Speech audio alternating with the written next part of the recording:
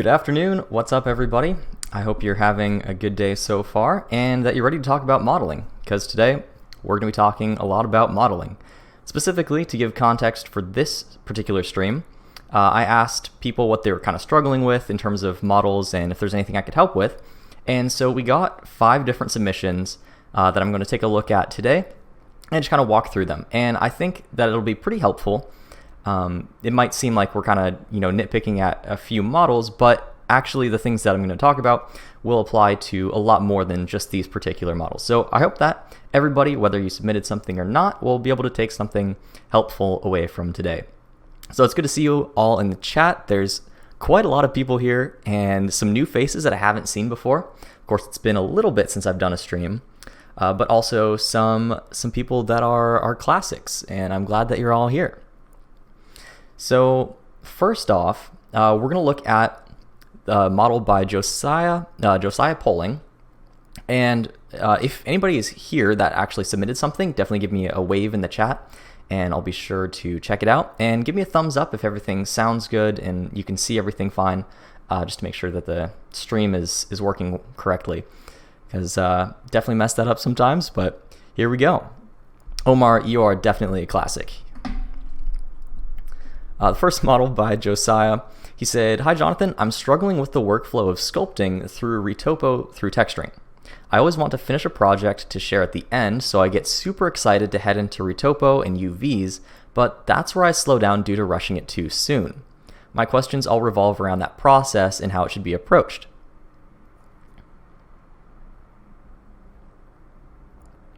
No audio, or is it just me? I think we're good. Oh, okay. We're all set. Thumbs up. Okay, so question number 1. It's about mesh density and detail in retopology. I find that the hands and feet of characters are so dense that density travels up the arm into the body in unwanted ways. How do you keep that from happening? Definitely something that's extremely common, and we'll look at that. Question number 2 is about motivation and how to push through an entire project, especially a large one. And question number 3, when do you stop sculpting and move on? I haven't been much of a sculptor so far. I prefer hard surface modeling and then texturing, shading, surfacing. I'm trying to grow my skill set by challenging my sculpting abilities, but I never know when to stop. With that, I'll explain my model. It's a creature concept I had while falling asleep one night about 2 or 3 months ago, and it worked well as a sculpting exercise, so I ran with it. I had fun sculpting it. Then, when I felt done, I moved on to retopology, and that's where I got stuck. The last part I focused on was the back legs. I'm pretty happy with most of the work I did, but I never finished it, and that makes me sad. It demonstrates everything holding me back, and that's why I chose it. And I think that's a very poignant way to end that, because it definitely feels relatable. When you get stuck on a project and you just can't seem to finish it, especially with something that you traditionally have trouble with, then it does kind of represent the things that are holding you back and is definitely a bummer. So hopefully by going through these, then we'll help you kind of work through it and be able to finish it, and that way not just complete the model and have something cool to show off, but also feel more confident in yourself and in your own modeling abilities. And so the things that are blocking you, not just technically, but also just in your own mind, you'll be able to get over a little bit. And I think that is a big part of the learning process. So if anybody has any questions along the way, definitely let me know in the chat as we go. I'll try to keep an eye on that. I always have a bit of a trouble keeping my mind on too many things at once. But first, let's go ahead and dive into this model. So it's this really cool blob creature, and it's got these legs in the back, and it's he said it's out of a dream, and so it's just a cool little fun exercise. And my impression right off the bat is that the topology is pretty good. You can see that all of the edge loops kind of follow the major forms and really create these interesting wrinkles, and it looks very goopy, and the topology definitely supports that. And Omar, I love that response. That's very accurate.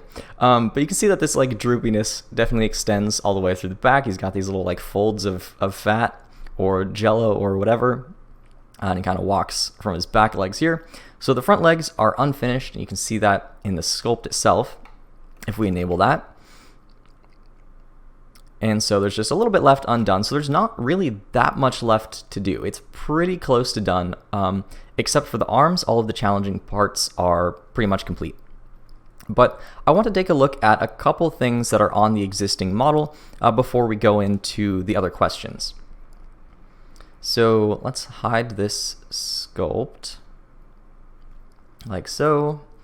So I'm going to look at a couple different areas that have a little bit of trouble. So let's not look at the subsurf, but let's look in this just straight. And a couple things that catch my eye are there are a few poles with 6 sides that could be fixed. Now, the reason I'm going to start off with this just because it's an easier thing to fix, I think. But I want to be careful here because one of the challenges that you're having is finding motivation to finish this. And I don't want to discourage you by tweaking what you've already done, because just completing what you already have, even if it's not like 100%, even if it's like just 90% quality, but actually finishing it is miles better than like technically perfecting little tiny things and not actually completing the project and feeling discouraged. So I'll start here because I think it's something that demonstrates something that a lot of people can learn from, but I don't want you to feel like you have to fix this in order to finish the model. But yeah, so we do want to avoid these 6-sided poles, the reason being they create pinching with subdivision surfaces. And I've seen them used well a few times, but really only in areas where you really need the topology to take that many corners, and that's pretty rare. So on a smooth surface like this, it's going to create some pinching. So right off the bat, I just want to show a way that I try to solve these.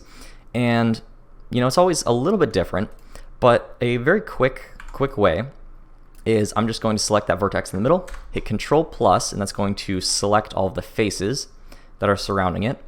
And I'm also going to turn off, let's see, can I turn off the vertices for the mirror modifier? Looks like I can't because it's not at the bottom of the stack.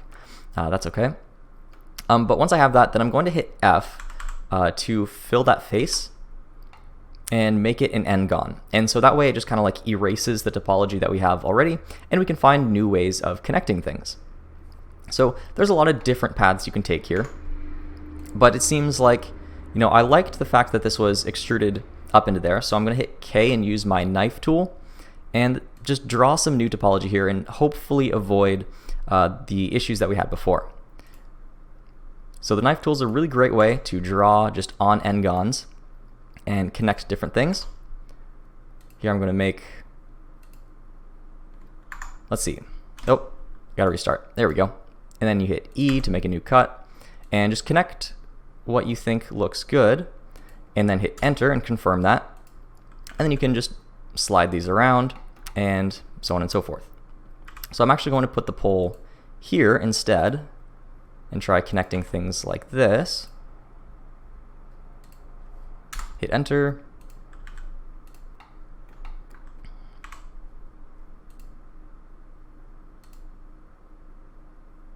And here we go. So just by making one big n-gon and filling it a slightly different way, you'll be able to avoid a lot of those problems. So there are still 2 poles right next to each other, which I don't love. And I was looking at this earlier, and I wonder if I solved it better that time. So I have a different version.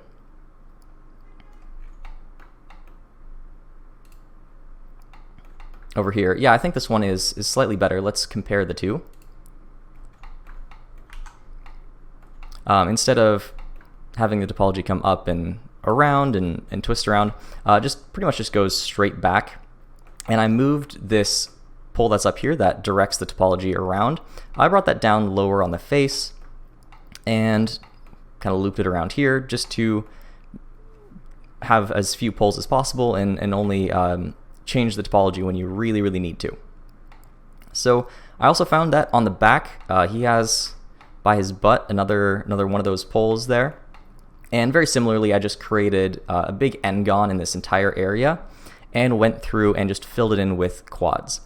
So you can see that the poles are really only in the areas that I very specifically need to redirect the flow. So the leg is coming down this way, and you kind of have the fat folds coming up and around, but it's not creating any unnecessary pinching. So hopefully that little like cleanup makes it look a bit better. But next, let's talk about the first question, which was about mesh density and detail in retopology. So hands and feet have a lot of density, and you find that it travels up into the arms. So how do you keep that from happening? A really specific answer is to close loops. So if you're finding that your loops are like traveling all the way around, which can happen sometimes, you can't totally avoid that. But with fingers and stuff, you can try to close your loops. So on this example here, I did a quick retopology of the arm. I'm not entirely happy with this result, but it shows at least the basics, I think. What I did is I just made sure that all of my loops are closed. So what I mean by that is each finger, when you insert an edge loop, it goes all the way around and connects. So it's like a infinite loop. Similarly, around the fingers here, I made sure that all of these loops connect. So instead of coming up into the arm and going up and around, what they do is they loop around and go back in between the fingers and then connect back underneath. So in this way, the loops can't possibly go anywhere else because they're all self-contained. And this also has the advantage of just reducing the complexity the farther up into the arm that you go. So here I have, quite a few vertices, but as we get into the arm, things simplify quite a bit. So the basic answer to how do you make sure that you separate the detailed areas from the areas that don't need as much detail without them like messing up each other, close the loops as much as you can. Hands are often the hardest to retopologize. I absolutely agree. One issue I struggle with is making poles to change direction. I spend way too much changing direction the wrong way. Yeah, that definitely happens. That's certainly a challenge. I guess it just comes with practice, I suppose, of just making sure that you know which direction things need to be going in. And a lot of the times it's obvious from the form itself. You have this coming up and around because that's what the obvious like definition of the actual sculpt is. But other times, when you have these different areas, things can get a little bit messy, and you're not really sure where these need to go. And for example, I'm not really happy with this because they do change direction in sort of odd ways. Especially here, there's no detail that comes from the finger and runs up and around the hand. So it works for containing the loop, but it's not 100% accurate, and so it doesn't quite flow how I'd like. So that's why I'm not totally satisfied with this result. But for a quick example of how to contain topology, I think it works. Question from Omar: should those quads on the arm be that long, or is it better to make a couple loops there? Good question. This is something that I'll talk about in, I believe it's the next model as well, and a few of the others. But when it comes to areas that don't need a lot of detail, you don't have to make them like completely rectangular or completely as square as possible. There's not really any value in having a couple more loops there just for the sake of having them. In fact, it actually makes it harder to change. So for example, if you needed to thin out his arm here, you could easily scale it down or scale it up, and it's not that difficult. But if you had a bunch of loops here just for the sake of having them, then changing that takes a lot more work now, because now you have to go and change those all individually. So don't put detail where you don't need it. Obviously you don't want things that are like super pinched or whatever, but as long as things are reasonably spread out and the shading looks fine, then definitely go with as little detail as you can get away with.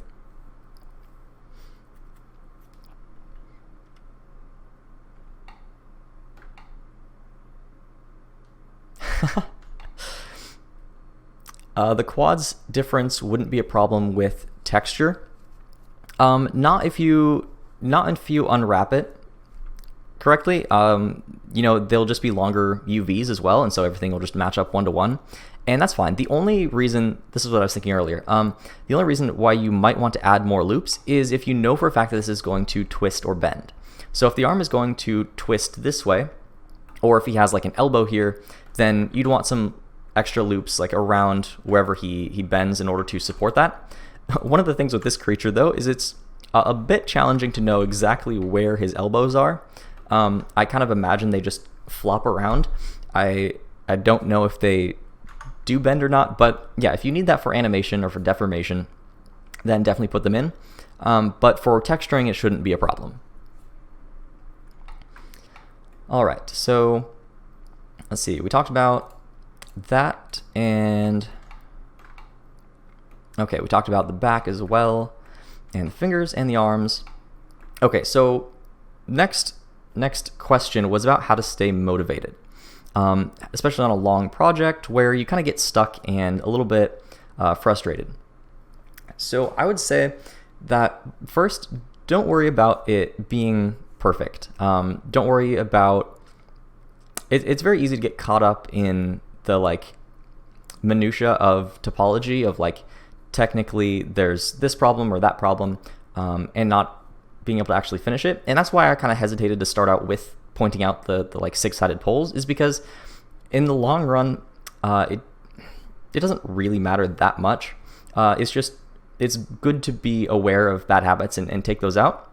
But if focusing on that is stopping you from creating what you want to make, then it's not really helping you at all. And you can safely ignore that for now and just continue on doing what you're doing. So first, don't worry about it being perfect. Just make it any way that you can. Second, take a break if you need it. If you need to either work on something else or just spend some time not thinking about it, then that's fine. But also, you can get feedback from other people. Hopefully this feedback encourages you and shows you different ways of solving problems that maybe you hadn't seen before. And that might encourage you to continue working on it and get excited about it again. Excuse me, my throat is getting dry.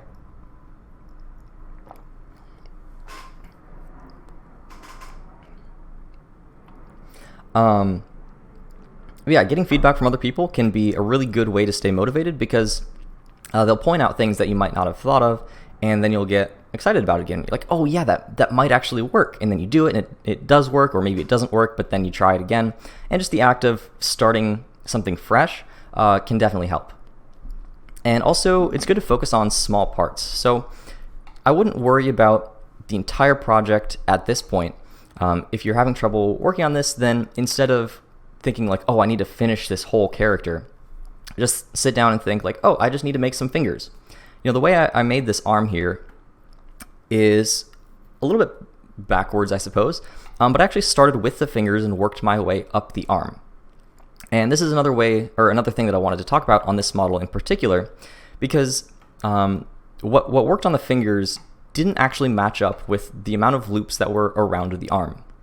So instead of working from the arm and going all the way down to the fingers and then kind of making that fit, I instead started with the hand, worked that up the arm, and there was actually a mismatch of how many loops there were to support that topology. So I had to do a couple funny things.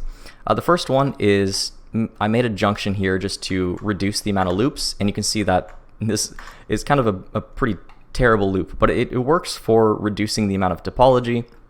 It's not super pretty, but hopefully it works. So I'm not entirely happy with that, but it did connect everything. But I still had one off, and when you have an even number of vertices and an odd number of vertices, and you're trying to connect them together, it is very frustrating, or it can be.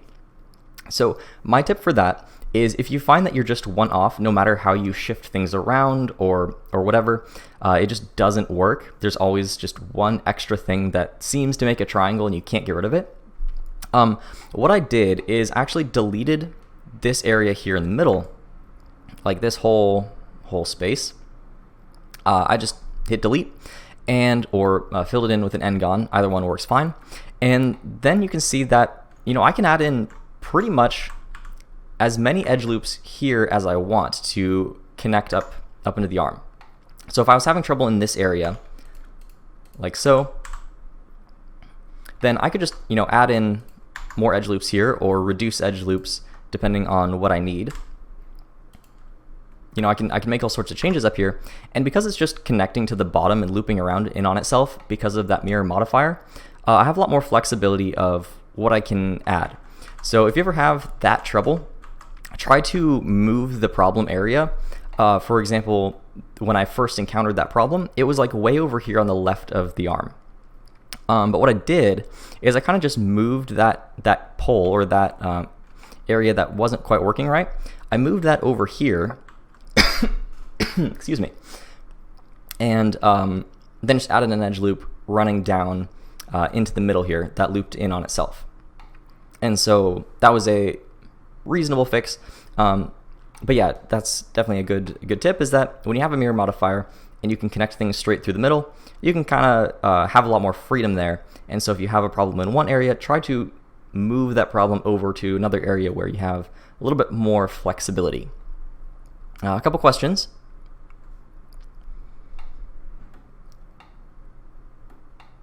Sean says, I think they try to keep live streams to an hour or hour and a half, but I think they go long sometimes. Yep, I actually have no idea how long this is going to take, so hopefully I'll try to keep it brief, but also I do want to go through all of the questions and stuff, so we'll see. I don't know, maybe it'll be a long one, but we'll see. Question, does it mean that is always better either 5 or 3-sided poles? There's no preference really there, I don't think. One is not like inherently better than the other. It just depends on how many directions that you need the topology to take. So it's totally dependent on what you need and what supports that shape the best. Because yeah, one is going to go in 3 directions, one is going to go in 5 directions, and sometimes you need 3, sometimes you need 5. But yeah, one's not inherently better. McKay, can you attach 2 sculpts together smoothly like an arm attaching to a body? You can in Blender 2.81, which I'm using now. I'm using the development nightly version just because it's more fun to use and it has a few extra features, and I've just customized it a little bit more to my liking than the default 2.8 that I use for tutorials. And you can do that. So you do that by remeshing stuff. So if I just have a cube here and a sphere, let's just jam them together really quick, and then you join them as one shape, Control-J, so they're just smashing right through each other. You can go to, I believe it's Object Data, Remesh, and choose either Voxel or Quad. Quad is going to be a little bit better, and let's go with the default. I don't know exactly what it'll do, but ooh, not quite what I hoped. Let's try voxel for now. I don't want to go through and tweak all of these settings right now. So let's try voxel. And there we go. Now they're joined as one, and all of that geometry in the middle is missing. So yes, that's a good way to do it while you're sculpting. Okay, any other questions?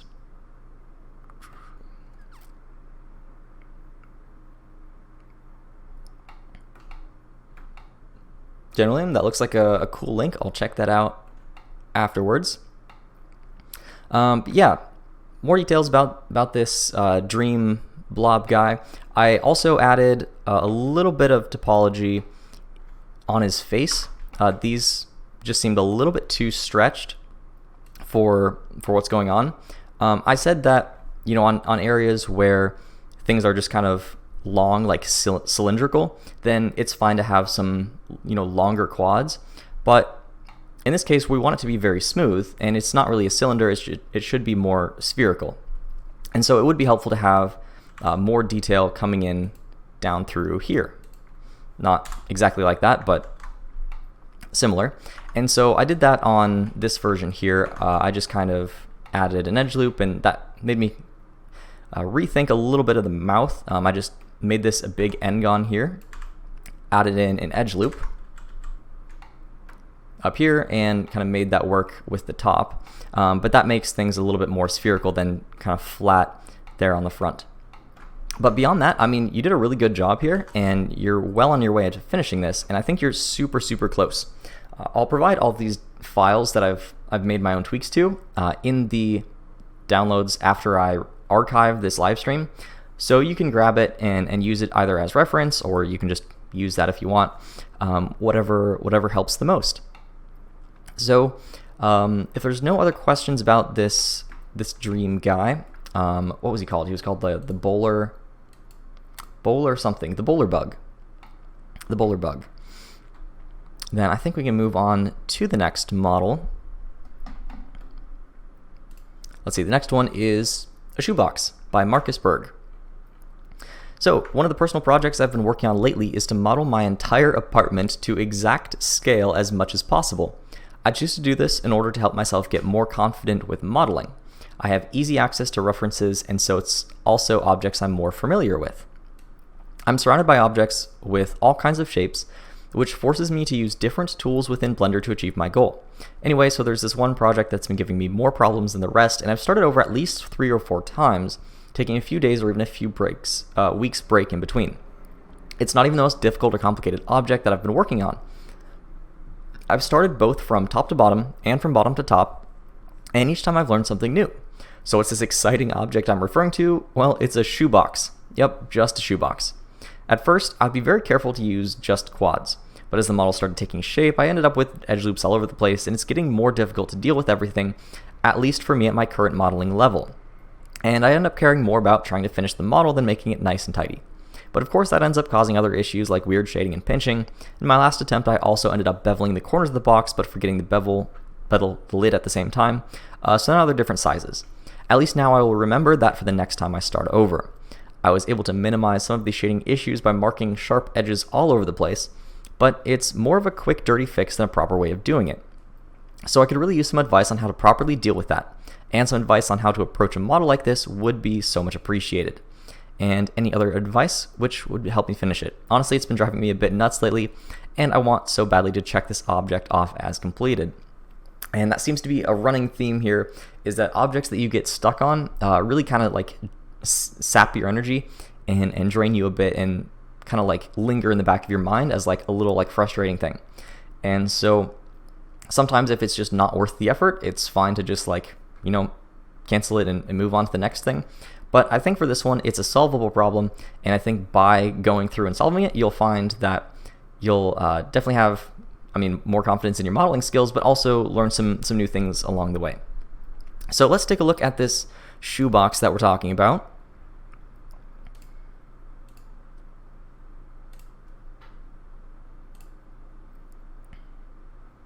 Here we go. So we have this cool little shoebox, and I'll point out what he was talking about when it comes to the reflections. Actually, that's probably not a good matcap example. Here we go. You can see that this isn't completely flat. There's like a slice here, and you had a picture where the slice was also sideways and looked a little bit bent. You can see that up here as well, that things that should be running completely parallel don't. They kind of like curve around. Some areas, in a lot of areas, this is good, like it looks totally fine, but in other areas, it's a bit off. So yeah, when you said shoebox, I definitely thought like just a box of shoes that was like a rectangle. So I was like, how hard can that be? But this is actually a reasonably complex shape. And the more that I looked into it, the more complex it is. Like if we tab into edit mode here and look at what you've got going, there's quite a lot of stuff. You have bevels taking some interesting corners here and going all the way down. You have bevels of different sizes, so you're rounding the corners here and then also rounding these corners, and there's a whole lot going on here. So I'd like to take a look at a few things first before showing my solution and how we went around this.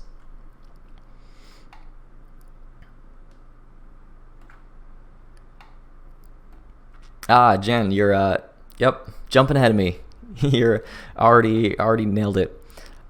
Subdivision is good for some things, not for others. Exactly. And he's not using subdivision surfaces here, so I'm not assuming that that's what he wants to do, because if we add a subdivision surface, things tend to break a little bit. So I don't think he's already working with subdiv. I don't think that's the plan, but it's still kind of a bit tricky.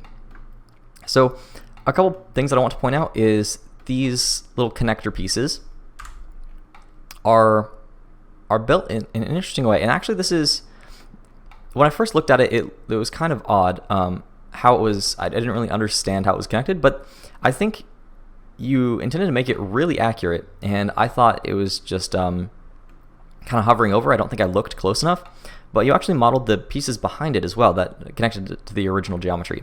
And so that's really cool. I think the only thing I would change, now that I look at this more carefully, is just delete this face in here, because that's going to cause some weird issues, because you can see that it's just closing in, filling in that like interior space where it doesn't need it. So I'd get rid of any of those edges. If we go to shading, overlays, and face orientation, you can see that they're kind of sticking out here.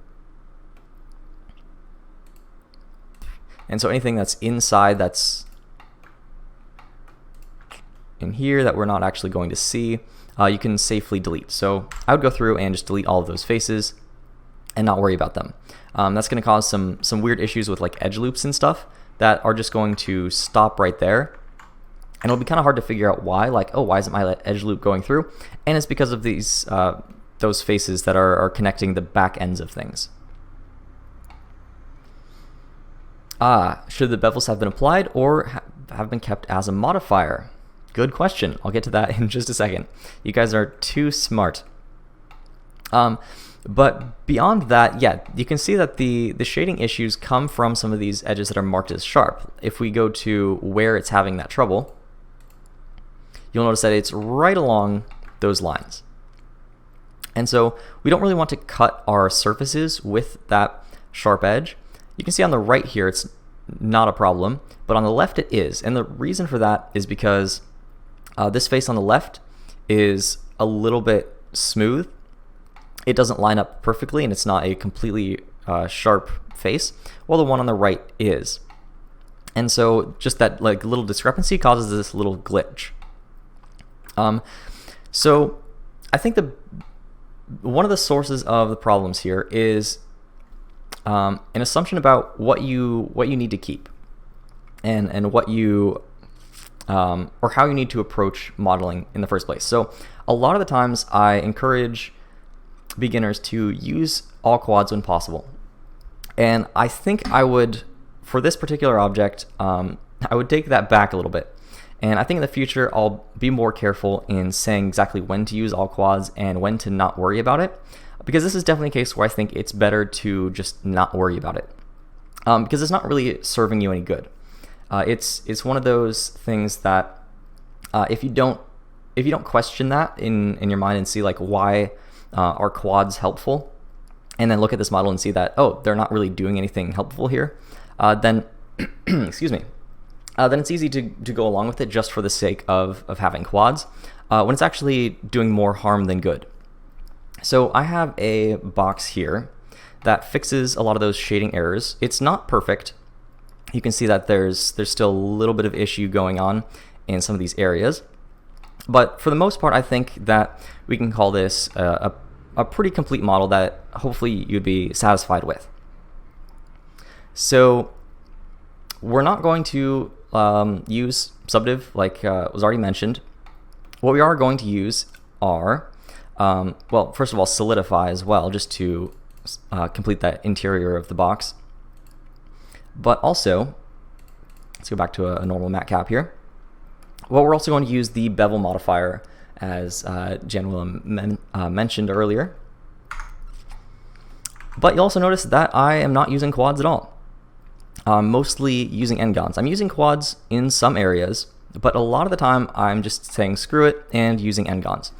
The reason for using quads most of the time is, number one, deformation. If you're going to be animating something and you need it to deform, you really, really need to use quads for a lot of those areas. But I'm assuming that you're not going to try to animate this model. You're not going to try to bend it or twist it around. So I think it's safe to use n-gons. Another reason quads are useful, as we'll see in, I believe, the next model with the typewriter, is because it keeps things very changeable. It makes it easy to switch things around and add different loops and whatnot. But here, using those quads actually made it more difficult to change your topology and change the shape of the box. So here, by using n-gons, it's actually a lot easier to tweak. So I can take, this whole shape here, take these faces. Let's see, if I go to face select mode, I can take all of these and just, move them down, move them around, do whatever I want, and it's very, very quick to do. If I had to worry about like a bunch of topology and loops going through, I wouldn't have the freedom to do that. And so just by simplifying it down to just the base shapes here, I'm making things a lot easier to change. Now, also, as was pointed out, some of the bevels are really good to have in the model itself, in edit mode, in the edge data, and some of them can be applied as a modifier. So which one do you do and when? What I would suggest is by seeing how like big the bevels are. So for large things like this, I would definitely keep them as geometry. And for yours, I went through and I just took out a lot of the bevels and then added them back in with a bevel modifier. And the way that I did that is set it to weight and then set each of these edges here as sharp, as well as turned up the bevel weight for the edge data here. And so that way you can really fine tune and control those different areas. And there are some areas where you need to turn it down a little bit. If there's like a really tight corner or a really small area, I think somewhere up here, it didn't quite work to have it set all the way to 1. Yeah, because it like overlaps. So I just set it down to like 0.5 or so, and that seems to work. But as long as things are kind of going in the right direction, you'll find, occasionally you'll have shading trouble with the bevel modifier, but then you just need to find a way to direct those new edges, either like around a corner or have an edge here connecting to support these different areas. You can see that here that I do have a bevel weight on this edge, even though it's not a corner, and that's because it better connects, these quads up here to these quads down there. If this was set to 0, it still works, those take a corner, but the shading just isn't quite what I'd like. So by beveling this edge as well, you can see that it is slightly better.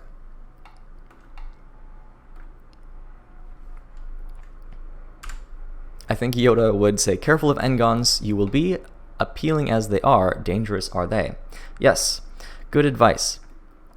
You definitely need to be careful with them. But for hard surface things on flat areas, it's generally a safe bet. So it makes complex shapes much easier.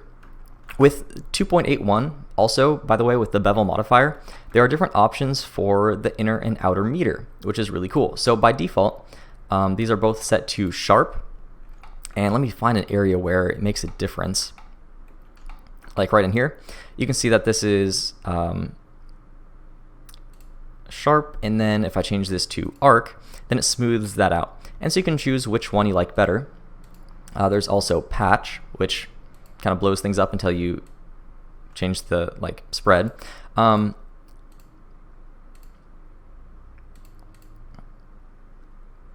see.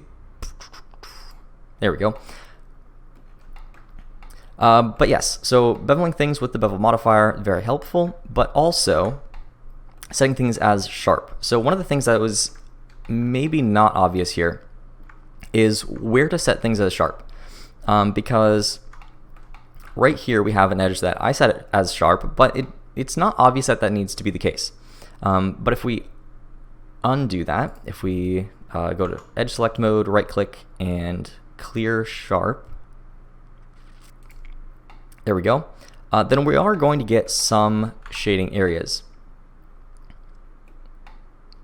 right in there. It might be a little bit hard to see on the stream, but because this flows down and around, it's smoothing out this face a little bit, which introduces some of those artifacts.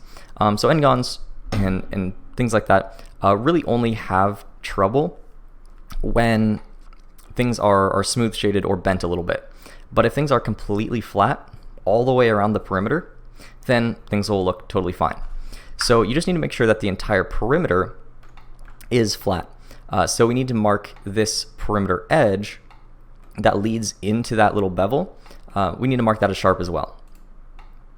And this is a pretty tricky area because you have this point here where like you're bringing in a bevel, it's turning a couple different corners, and so it's definitely a challenging piece.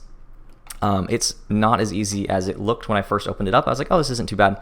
But the more I looked at it, the more challenging I realized that it was. So definitely don't beat yourself up about it, and take your time. Let's see, any other questions?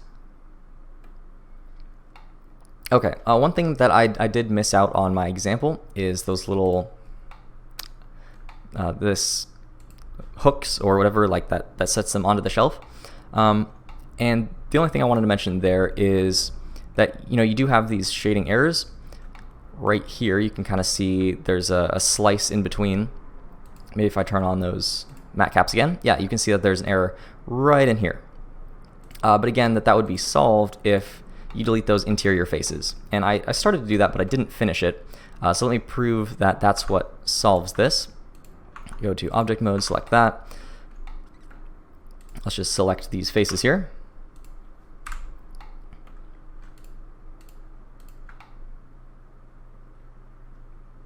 And I can select these next to them.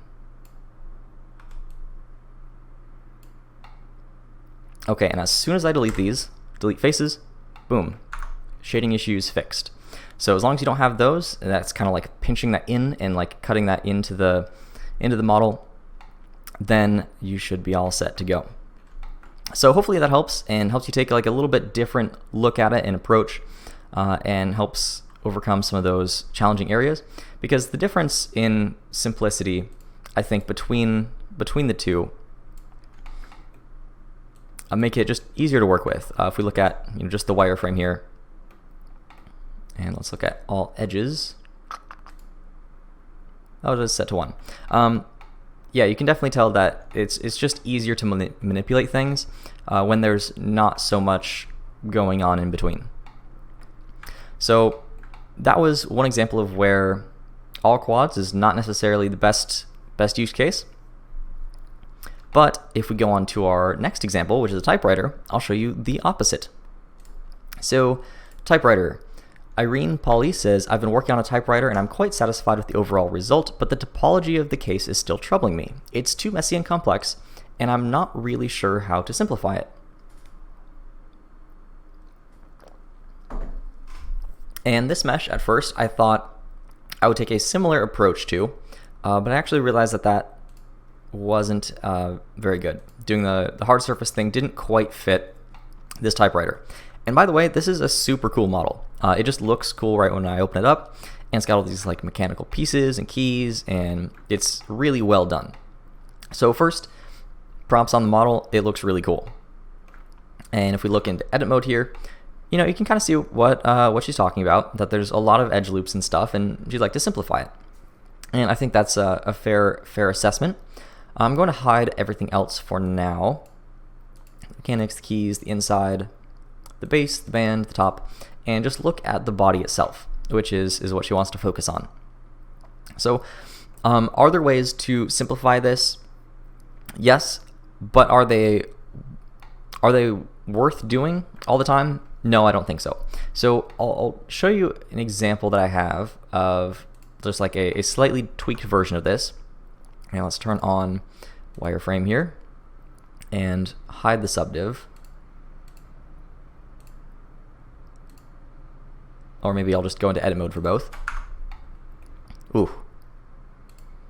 Wireframe on top of wireframe does not look very good. Okay, so first off, I did use a mirror modifier on this one just because there's very little difference. It's only over here on the left, and you can quickly fill that in afterwards if you need to. So it's not really that different. You can see that there's still a lot of edge loops here. But I did delete a lot of these here in the middle. So besides the seam that would make it mirrorable, these edge loops here, they're not really doing anything. There's no value in having them just to make things a little bit more square-ish. If they're not changing the silhouette in any way, which I think is a good measurement, if they're not changing the silhouette, if they're not splitting between materials or other things that you really need an edge there for specifically, then you can just hit delete and edge loops. and that makes absolutely zero difference and makes your mesh less dense and less just like less busy, and you don't need to worry about them. So I definitely recommend doing that wherever possible. Now there's not a lot of areas where you can do that. This is another one. We don't need that edge loop. We can delete it and we're all set. But there's only a few that we can do that with, because this is using subdivision surfaces, and it's good to have those edges that we can easily slide around and stuff to change the sharpness and kind of thickness of this model. So I'll show you what I mean by it is possible to simplify things, but it's not always what you need to do, or not something you need to worry about. So here on the bottom, I made some junctions, and it definitely looks like a mess, but you can see that what I've done is I've taken some of these, these three edges, which are, dense geometry, and made them less dense over here, coming over onto the back. Now, this might make it more simple, sure, and it might make it so that there's, less topology, less vertices. Okay, it's more efficient, all that stuff, but it makes it harder to work with. When you have these loops going in these like random directions, like so, and it's just less predictable, it's harder to work with, and honestly not really worth the effort. So I wouldn't worry about this like crisscross hatch pattern that you're making as you're sharpening these things up. Use as few as possible, sure, but I wouldn't worry about using any of these like simplification tricks, because it just makes it kind of a mess. And so yes, there's less vertices, but in the end, it doesn't really matter, especially if you're using subdiv anyway. You've already got a lot of vertices. The difference is pretty negligible. So I wouldn't worry about simplifying things. Just worry about if there's an edge loop that's really not doing anything, okay, go ahead and delete it. But beyond that, make things as easy to change as possible. So for example, this edge loop here runs all the way around, and just by adjusting this one, I can change how soft or how sharp this curve is here. And similarly up here, I can change how soft or how sharp the top is. And I try to connect all of the pieces that are relevant. So I did miss the fact that these are coming straight up here at the front. I didn't do that, but if we wanted to, we could just extrude this upwards like so a little bit, and then we could bring everything down if we wanted to. But this edge loop runs all the way back like so we can very easily sharpen this whole part up, and it also wraps around the back. So instead of ending or going around here, you can see that this one goes around and takes a corner down like that. Mine goes in and cuts inside this way, just because that seems like the kind of the outside edge, or the thing that needs to be sharpened up. It just runs in that direction, and I think by following that all the way through helps it be a little bit more defined. So if that's too abstract, let me give you another example. So when would you want to take that corner, and when would you want to create like a harsh transition?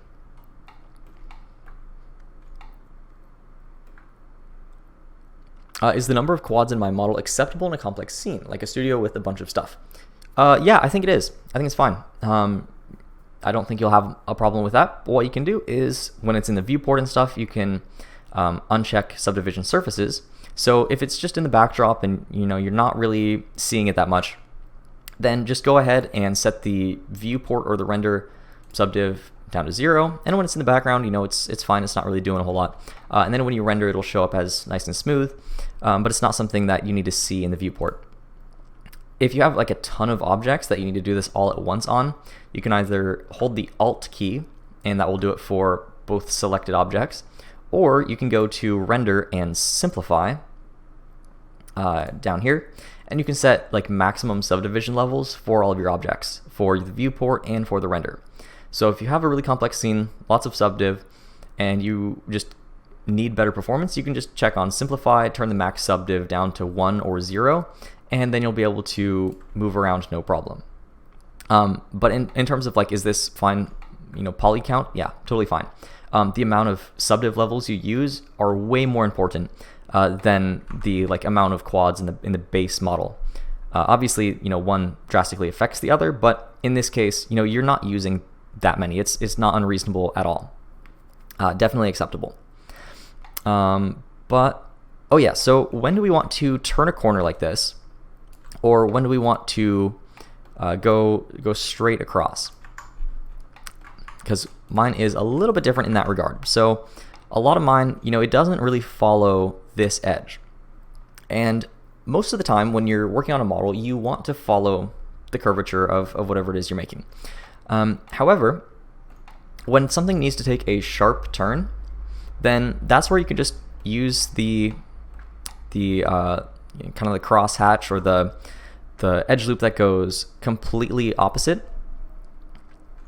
It goes perpendicular, and that way you can control the sharpness or smoothness by how close this is to the other side.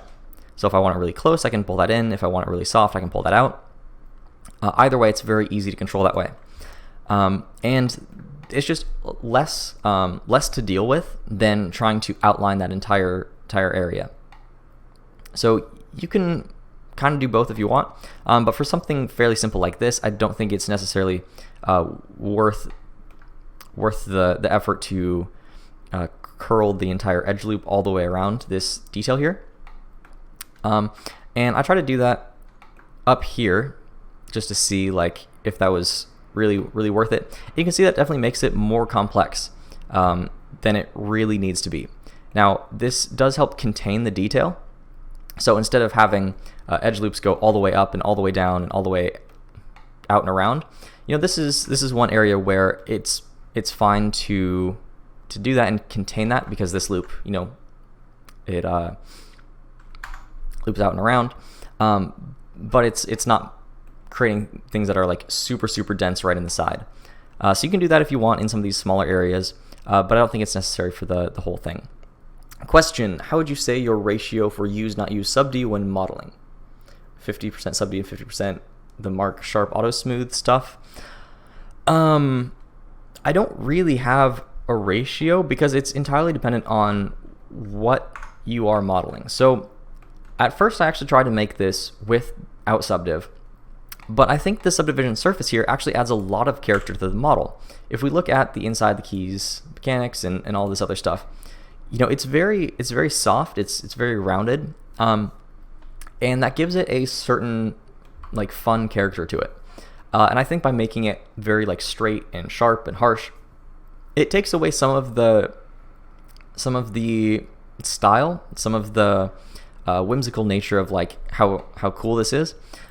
Makes it look less fun Pixar style, it could just bounce around and do whatever. It just didn't have the same feel to it, and so it's entirely dependent on what it is that you're trying to make. It's not, if you need things to be sharp and harsh and very flat, then I would not really use subdiv for the most part. But if you need things to be a little bit softer, a little bit squishier, a little more stylized like this, then I think using subdiv is a great way to go. Yeah, exactly. So let's see, anything else on the typewriter? Yeah, the only other thing with this is that I would keep the mirror modifier all the way until the end, and then once you're done with it, then you can apply it and then close this little gap over here. But I think that's what you already did, because it seems pretty well mirrored, but it's just a bit tricky to go in and edit all these loops one at a time. But beyond that, I mean, this is a really good model. I really wouldn't be too concerned. And I'll give you this model for reference, though I do want to delete this bottom portion because I don't want anybody to think that this is my example of what a good model is. So this is also a good time to show off different ways of filling stuff. So here I'm just going to fill this in. Oh, one other thing. You mentioned ways of simplifying stuff, and one way that you could do that is just by deleting this bottom here. You can have a lip at the bottom if you want. Let's extrude this along the Y, snap that over here, and fill that up. You can just leave this empty and then put just a flat plane underneath that. And that way, you can delete some of these loops that you don't actually need, For example, I guess there's only really like 1 or 2. But like here, you can go ahead and just delete that because it's not looping all the way over on the front. So you can do that if you want, but you don't have to. But here, I believe we may not be able to do a very good grid fill because we don't have the vertices there in the middle. So what I'm going to do is I'm going to take this edge using Control to select the shortest path and Shift D, X, and bring that in towards the center. And then Control V, let's merge by distance just to get rid of any potential doubles there. And you can see we have the correct amount of vertices going along this edge. Then we can select this entire thing, select all of this, and not those up there. And I'll just hit F, and oh, that did not turn out how I thought. Maybe tweaking the offset. Oh goodness, this is not helpful. All right, well, maybe not that. Maybe you'd have to go through some of these more manually. But I hoped that by doing grid fill or smart fill, that it would just work. But unfortunately, looks like it's not having a good day when it comes to this grid fill. If I increase the span, yeah, this is a disaster. So let's not do that. Instead, we can just fill this in. Let's see, just by extruding, snapping, that sort of thing.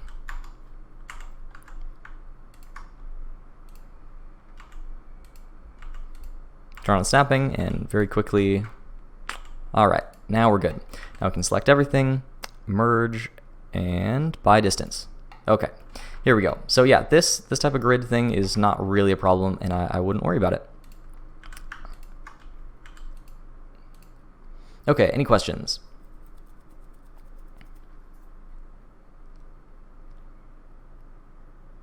You can always count on Blender to act up during a live stream. Yep, very true.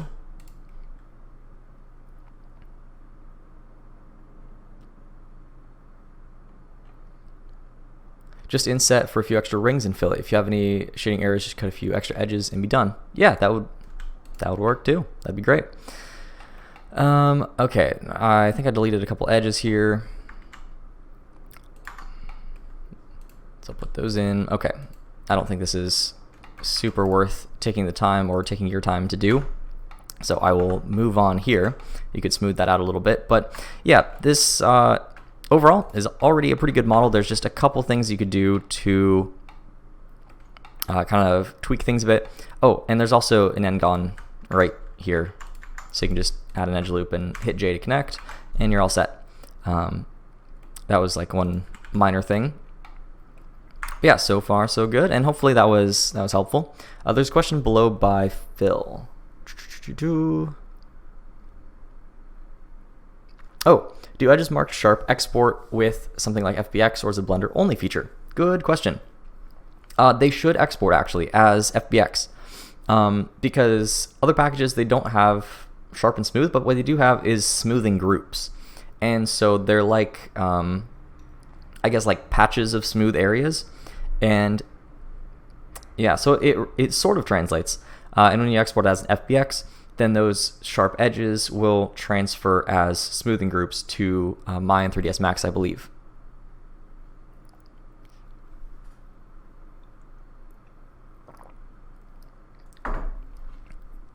All right, on to the next one.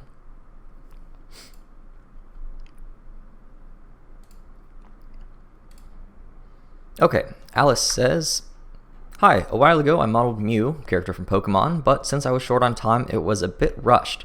I'm not sure how to fix the neck topology. I retopologized the head and body apart from each other, and then tried to join them together, but I feel it wasn't the best way possible. Also, I was wondering about the overall topology, so any insight might help. This model is intended to be a game asset. So let's look at Mew.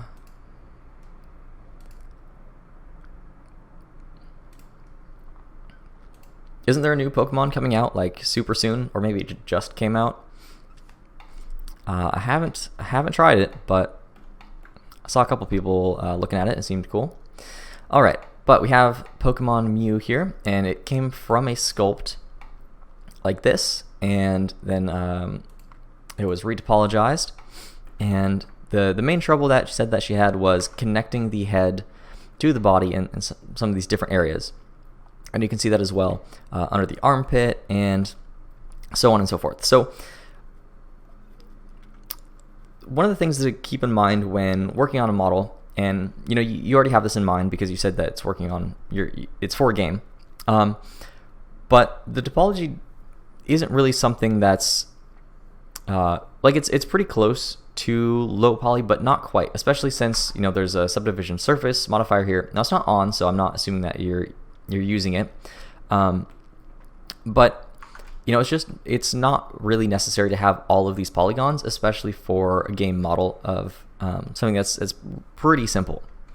So the first thing I would say is that it's a bit too dense, but also that decision is going to affect a lot of others, because if you use less polygons up front, then it makes some of these modeling issues a lot less complicated. When you have a neck area like this and there's just like a ton of polygons that you have to connect, then it makes it really challenging. But if you only have like 3 or 4, then it's you can reasonably work that out, and it's a bit easier.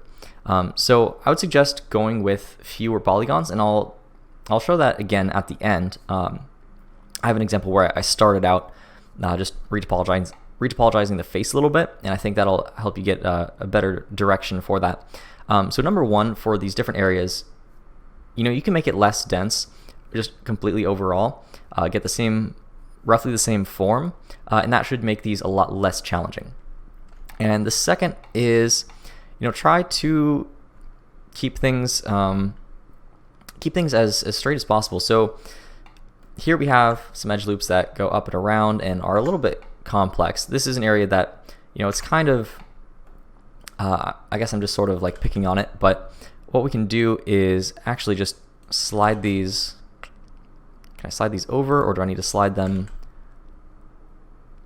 like that? We end up getting 2 triangles there. So let me just take all of these faces, hit F to fill. That was Smart Fill, the add-on that just ended up making it 2 rectangles, because I guess it knew what I wanted to do.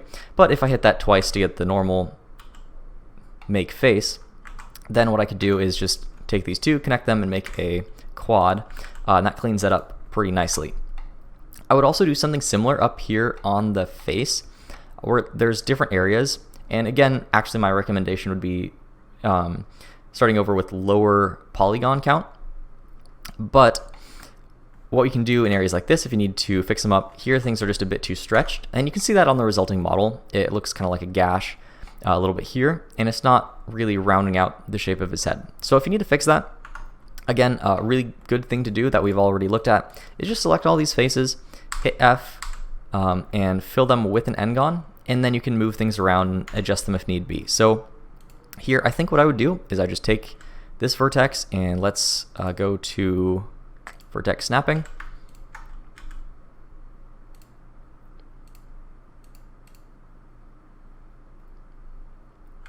Oh, it's being weird because it's got a shrink wrap. And this is another thing that's, be careful using shrink wrap, because it's easy to move around your vertices. When this is, you can see that it's on in edit mode, and things kind of like jump around a bit, and it's somewhat unpredictable. It can be good because you get the form of your object, you can see it very clearly, but if you just leave it on all the time, then your actual geometry starts looking like this, because you've moved things way out of the way and are just relying on the shrink wrap to bring them back in. So every once in a while, it's fine to model with this on, I think. I'm not against that, but just hit apply every now and then and add it back in again. Let's add that shrink wrap and target the sculpt and put that up there. And just, periodically, if things get too out of line, just apply it and add it again. Smart Fill default or Blender add-on that needs to be turned on. Smart Fill is not default. I think it's like $6 or $12, something like that. But if you Google Blender Smart Fill, it'll pop up, and I find it very helpful. But it's like F2, but just with a lot more things like grid fill and bridge edge loops and stuff all in one. It's very nice. Okay, so here really all I wanted to do was connect these vertices like that, and that helps a little bit. Let's merge by distance. Maybe we can pull these down a bit. I'll turn on the sculpt and turn on face snapping and go to X-ray. And there's really not, I haven't found a fantastic way of viewing retopo stuff in Blender 2.8. Like, it's, no matter how you go, it's a little bit messy. One thing that you can do is set an offset here. Let's go like 0.001, or, oh, that doesn't work. Do I need to have that at the bottom?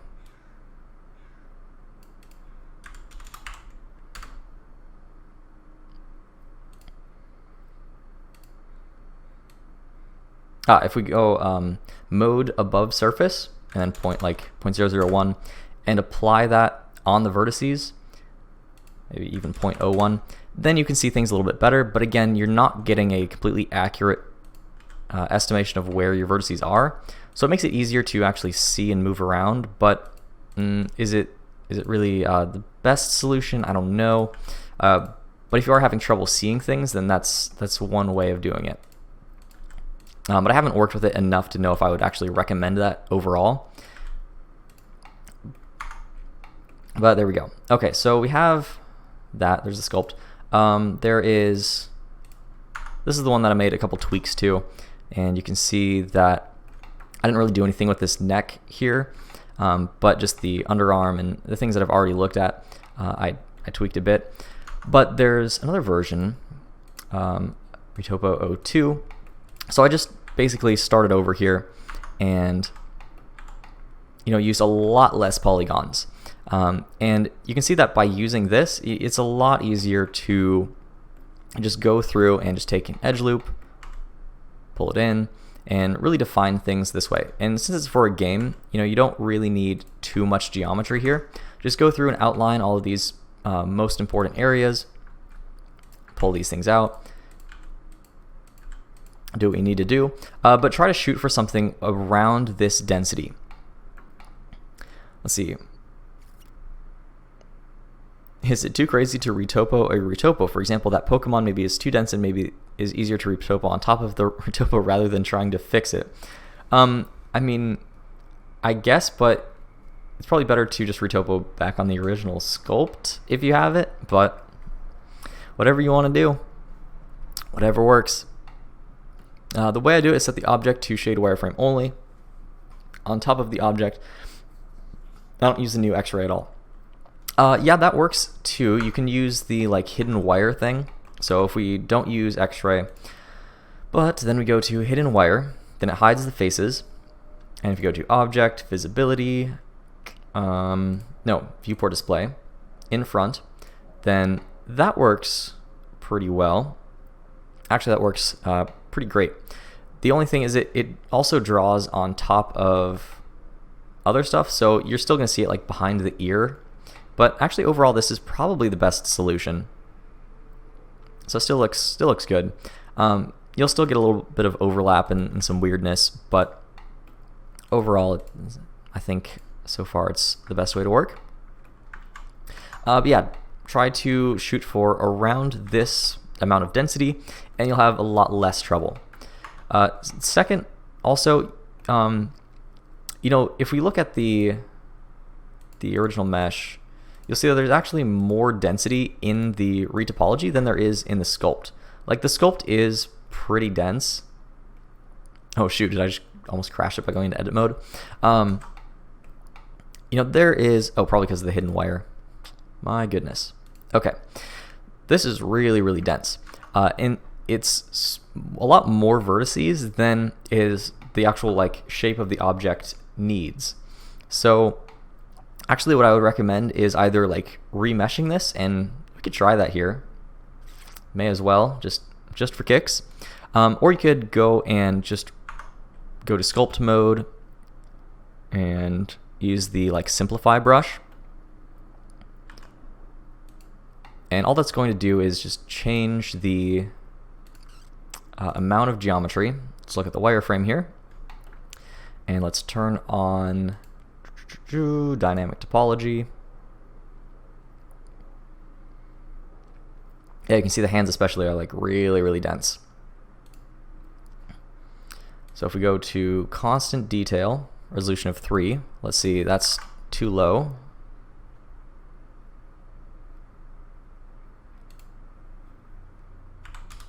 Let's try 10, see what that does. Okay, that's decent. So if we use a resolution of 10, we can just go through with a simplify brush and just paint over these different areas and, you know, smooth that out. This might be a little bit too harsh on the hands. I'm probably just kind of wrecking some of this. But this is also going to help smooth it out because you can see in object mode that there's all these areas that are really, really sharp that you get from the sculpt. You can see where the like original topology lines are. And just by reducing the complexity of the sculpt itself, then you're going to be able to smooth those out a little bit better, and you're going to get less like lumps and stuff throughout the model. But since it's a very relatively basic model, you just have arms kind of sticking out, it's a pretty basic shape, then you really don't need too much density either in the sculpt or in the model itself.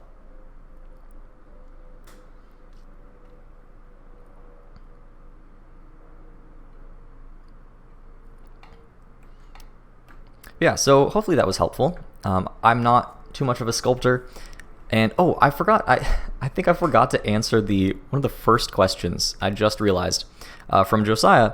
He said, "When do you stop sculpting and move on?" I haven't been much of a sculptor so far. Preferred hard surface modeling, but I don't know when to stop. And that's a really hard question, especially for me because I'm not much of a sculptor. But it kind of goes the same with any project. When do you stop modeling and start texturing? When do you stop animating and start rendering? You know, all of these different stages, none of them have hard limits of like, oh, okay, now I'm done. And you kind of just have to gauge like when you're happy with something and like, oh, okay, I'm satisfied with this result. Now I have all of the geometry here needed to retopologize. I have all of the detail that I need. You know, whenever you feel satisfied with something, I know that's like a very probably a very unsatisfying answer. But I don't think there's any hard limit of like, oh, okay, now you need to start modeling. There's no mesh density you need to get to. There's no, you know, as long as it's smoother than the actual topology that you're going to retopologize it for, then it's fine. It's more about the form of the object, whether things are the right proportion, the right shape, and when things feel good together, then you can move on when you have all of the necessary things. But Sean says practice moving on helps you move on. Yes, that is very true. It sometimes helps to give yourself a deadline. That's also true. So yes. With that, I think it's time to move on to the last one, which is a character by Sean. Okay. Sean writes, I'm working on a game asset for Unity. It's a turn-based game where characters attack one another like chess, but meant to have a silly and goofy theme with a toon feel. His name is Raraku, translated from Maori as Scratch. He is one of the characters on a team of indigenous tribal mask wearers whose masks cover their entire bodies. His legs are shorter than his arms, and due to all of the raruking and pecking, his hands and feet have turned into dangerous sharp claws, more so than fingers. He's jittery and always full of energy due to the power received from his foul mask. I would like to know how I've done with the topology. I think I've made some mistakes, but overall I'm happy with the shape of the mask and how it's turning out to be. I want to do maybe some detailed carve work on the wood like many wooden masks with intricate carvings. I'm thinking maybe detailed carving on the light pink area of the picture, so how should I approach that for a game asset? I'm just looking for guidance and ideas on how to keep it simple, hopefully, since the goal is for a mobile platform. I find it really hard to remember how to get sharp corner detail into the mesh and keep it that way for corners, then make a hard turn another direction, as opposed to a standard ledge, which I've done well. I end up making what I feel is more unnecessary geometry just to get that sharp corner effect. I could really use some good rule of thumb advice for that. I would have liked to get some more sharp around the light pink eyebrow area. It rounds too much for my liking, but I wanted to keep the quad count to a minimum. Alright, so let's take a look at this character. Also, let me catch up on the chat, see if there's any more questions.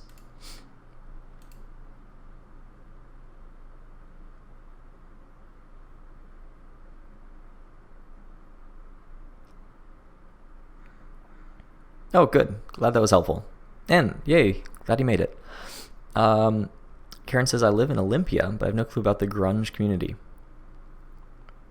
I also don't know too much about the grunge community, but hi, over in Olympia. I'm just up north in Seattle, not too far. Pandaboy says, I also model some Pokemon-styled critters. I never know if I should have actual tufts of fur in the sculpt.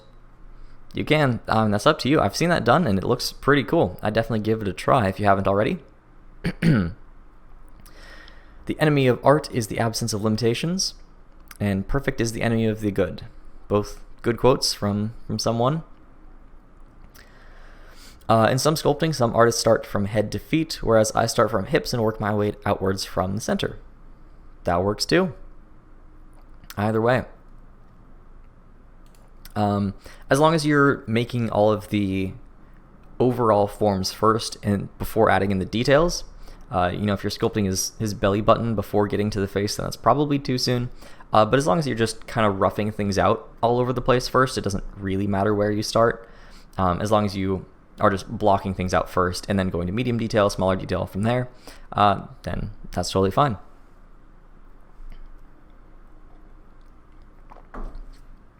All right, so let's look at Scratch.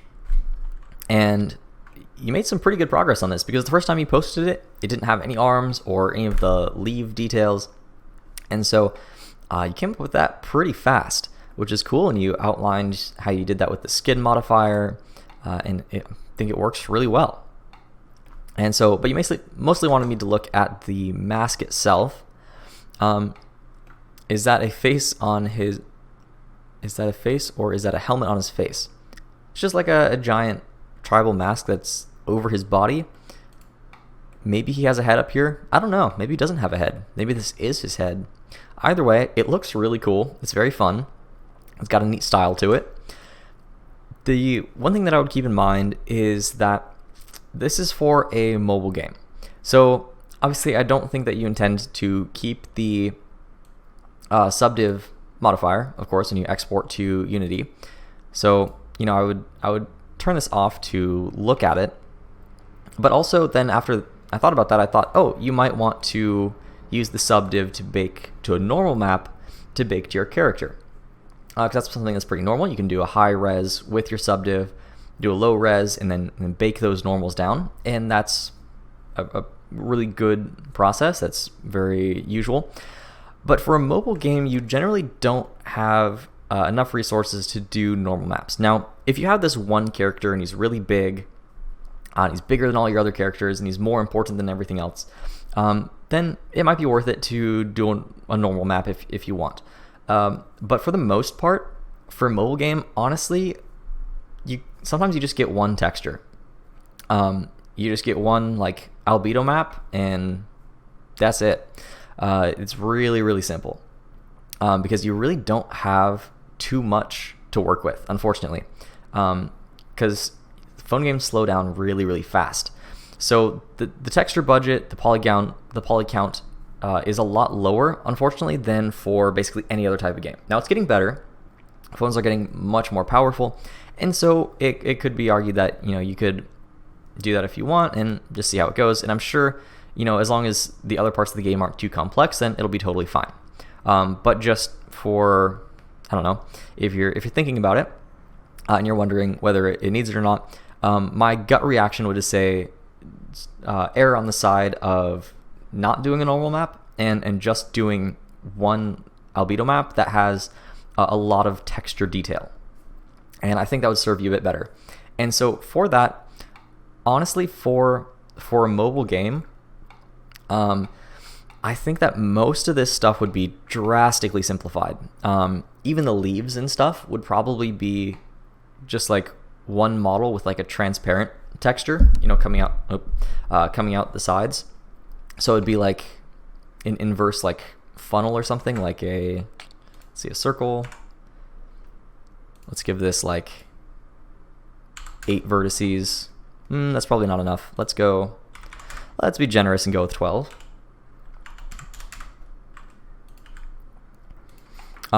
Yeah, for like most mobile games, unless it's like really, really detailed, meant for like an iPad or something, I don't know, iPad Pro, it would probably just be a mesh like this with the texture of the leaves. And then everything that's, not a leaf would just be transparent. And that would give you that pretty much that same effect. But if you're only going to be seeing him at like this level, then even having individual leaves, even if they're very low poly count, would just be too much. So hopefully tricks like that help, and will keep the game running smoothly and make it still look really good. Maybe he's too good looking and he wears the mask to keep the ladies off of him? Probably. That's a good guess.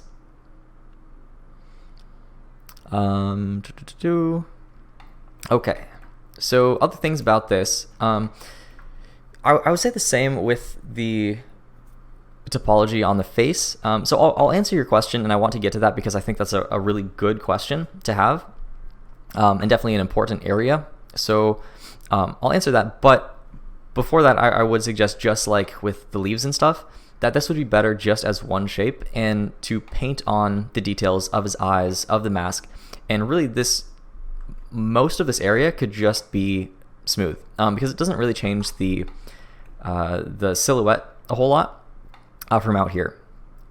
From here it just kind of looks like one kind of curve up like that, like so. As long as things aren't changing the silhouette when you're looking at it from the distance or the size that it's going to be on the screen, then it doesn't need to be actual geometry. If you can paint it in, then that would be the good suggestion. So that'll solve most of your modeling challenges like right away, because it just makes them irrelevant kind of. But I do want to answer the question of taking hard corners and stuff. Let me see that question again.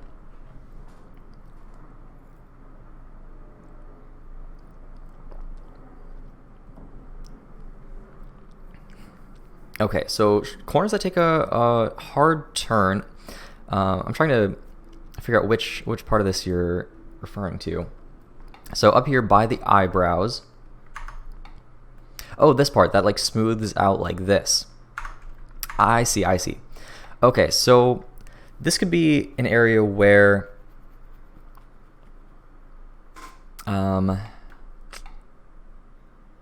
okay, I'll answer that question in just a second.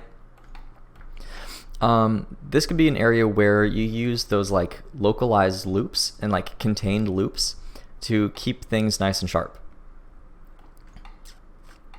Now, I've gotten pushback on this before, so take this with a grain of salt, but as far as I'm aware, there's no huge benefit of keeping things all connected and watertight. So I've heard people say the exact opposite, and I haven't found any good reasons for that. Like, I've looked into it and I can't figure out exactly why that's common advice. So I'm inclined to ignore it because I can't find any good reason for it. But it's a pretty common thing that I've heard a lot of people say, so I could just be missing something. But one way of doing this is just to make these separate meshes. And so if you add loop cups, you don't need to worry about them going all the way down the face or whatever. It would just end right there, and you wouldn't need to worry about it. But if you do, then let's try just cutting some things in with the knife tool. So if we go K and cut in a little loop around here,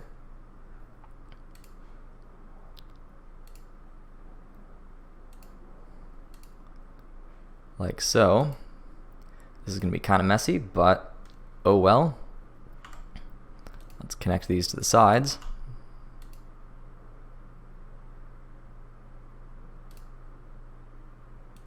Those do not want to connect. Okay, well.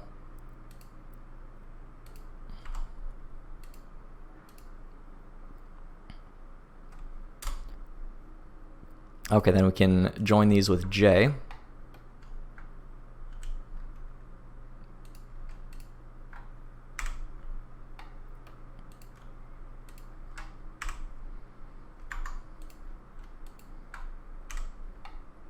Okay, so this is definitely something that you don't want to smooth out and make it less just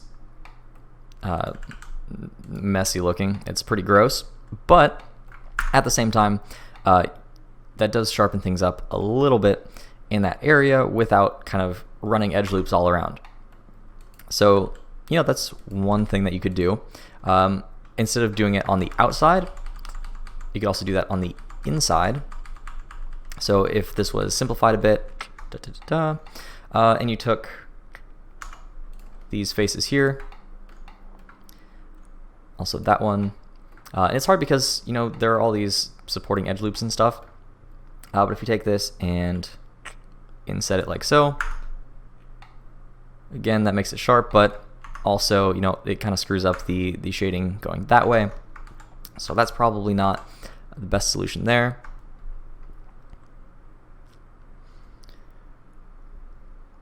Okay, let me answer these questions really quick, see if there's anything relevant to this particular area. But what if we literally can't paint? Is there a way to project those 3D details onto a texture?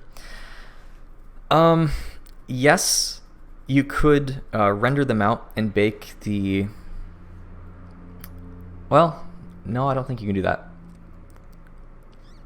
I mean, I suppose you can make a normal map. If you really want to... If you really want to do this, you could bake a normal map, plug the normal map in cycles, shade it using cycles, and then bake that down to just the diffuse or the combined result.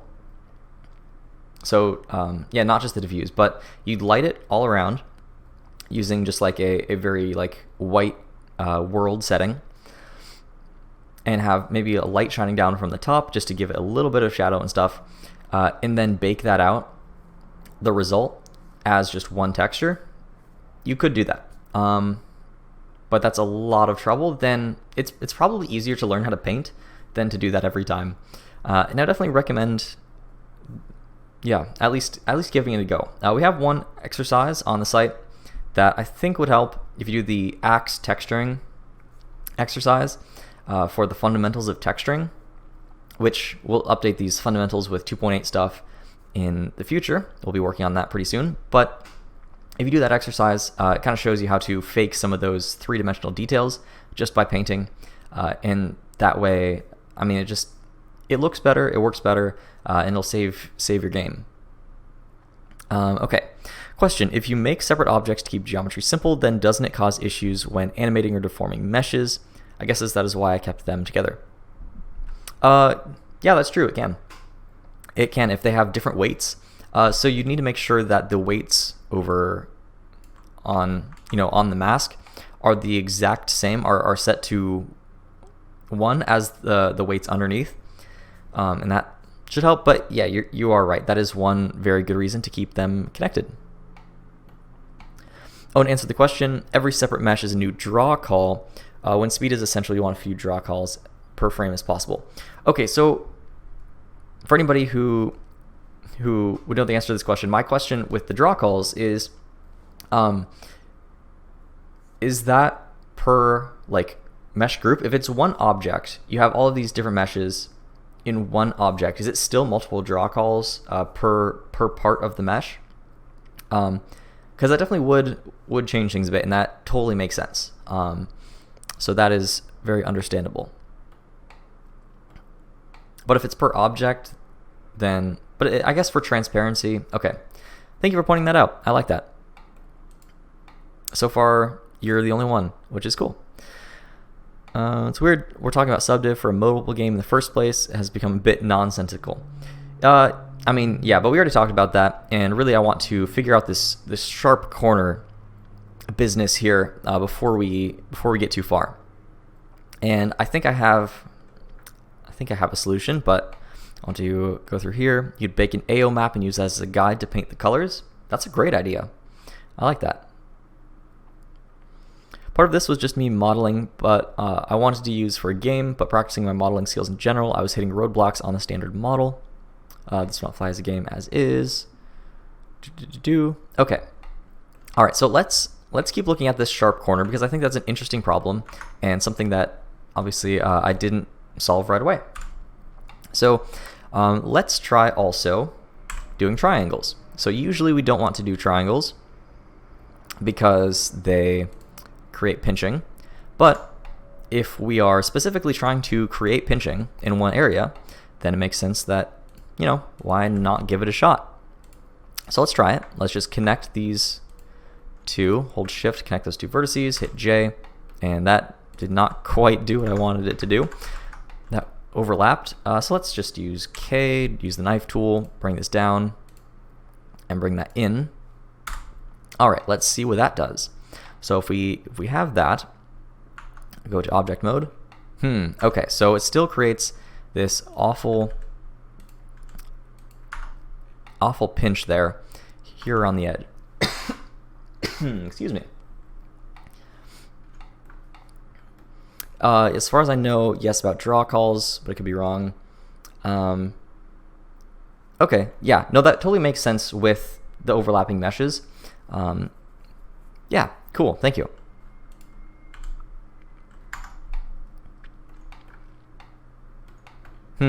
Okay, so I wonder what would happen if we take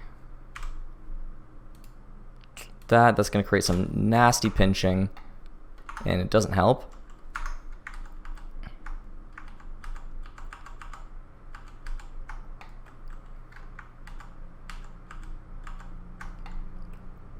Yeah, this is my roadblock I was hitting. I'm glad you're covering this.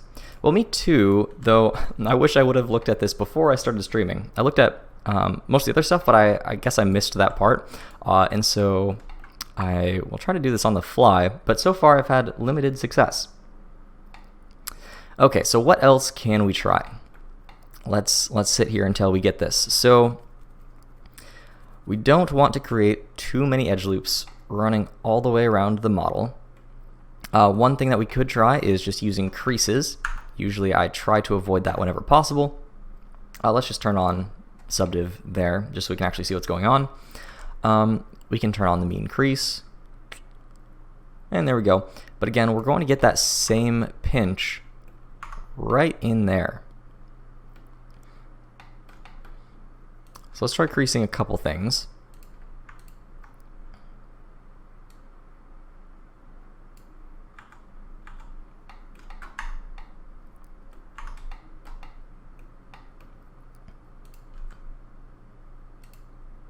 Okay, and solving pinching, one thing that helps is looking at the actual wireframe here. So if we turn off optimal display and see what's going on, we can see kind of like what's jutting up against what and what's actually like causing that pinch.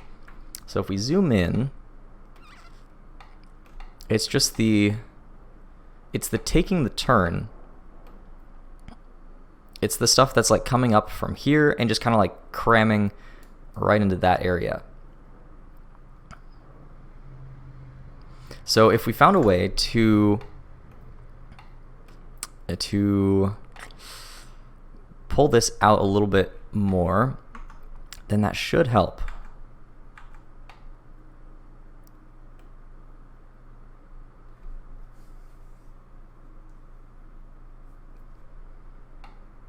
If you move the pole away from the edge, you'll resolve the pinch. Poles on heavily curved surfaces are bad.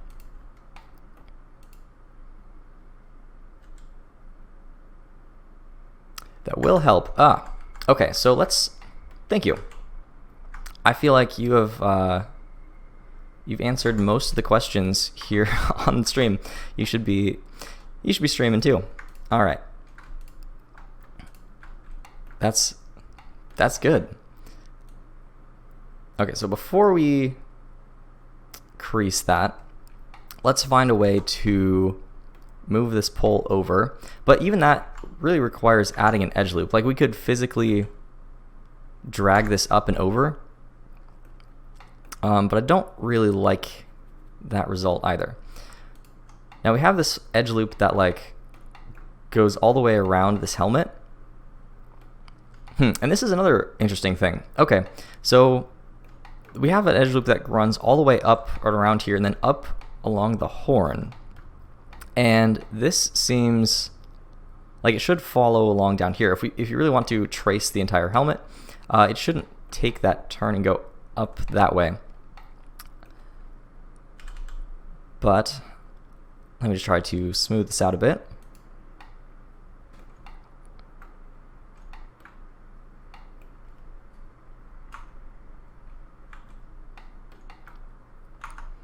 And so yeah, that does help by just moving that away.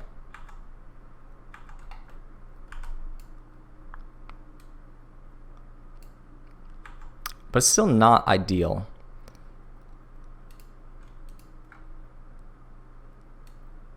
So you do have to crease that edge above it.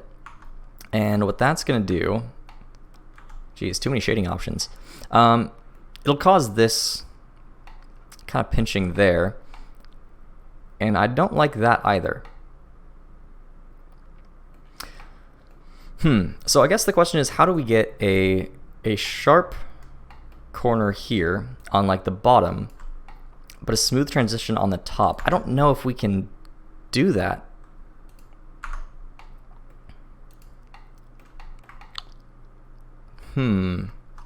Okay, well, I might be stuck on this one for a little bit. This is a good challenge. Let's see. If anybody else wants to give it a shot, it's in the community.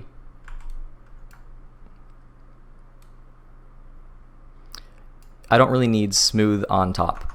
Oh, okay. Well, if you don't need it to be smooth on the top, then you could sharpen that all the way up and just make it very faceted, I guess, just running along that seam. Obviously, we don't want all of that. Okay, here's another thing that we could try. We could try using our handy junctions. So let's make an n-gon right up here. Hit F and F. There we go. Let's make an n-gon down here. F and F, just a temporary little roadblock. And then we can add in our edge loops here without going around the entire model. Just like so.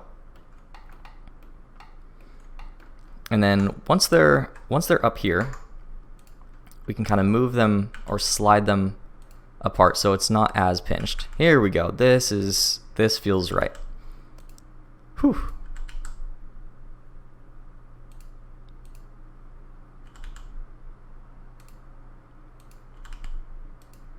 Okay, and then once you have these different areas, then you just need to find a way to connect them.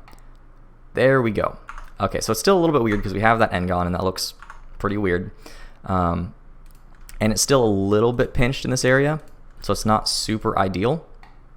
And actually, I don't know if I even need these vertices, so let's just dissolve those. Oof, maybe not. Let's try making a face right up here. Okay, then we can reconnect some of these areas. J, K for the knife. And this seems pretty natural to continue right down there, so let's do that.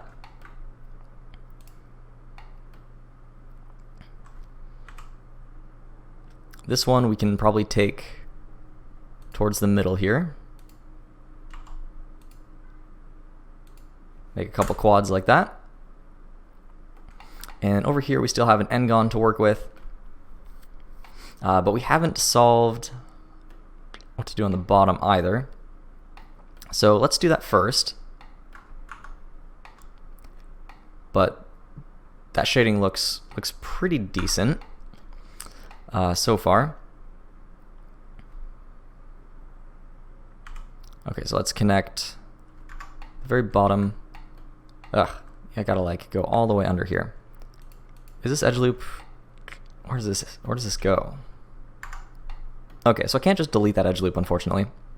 But just for ease of use, I'm going to pull it out a little bit because it's like hiding under there and I can't see it. Okay. So now let's take these, hit J to connect.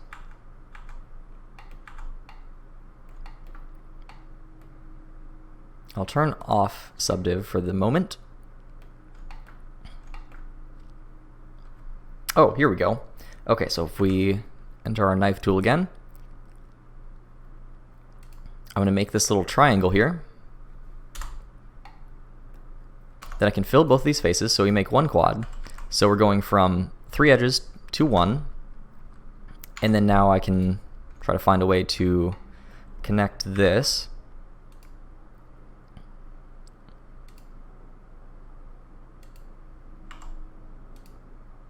Maybe by bringing this up and through here. Okay, so you can definitely see that this gets kind of messy, but so far it seems to be working better than the other solutions.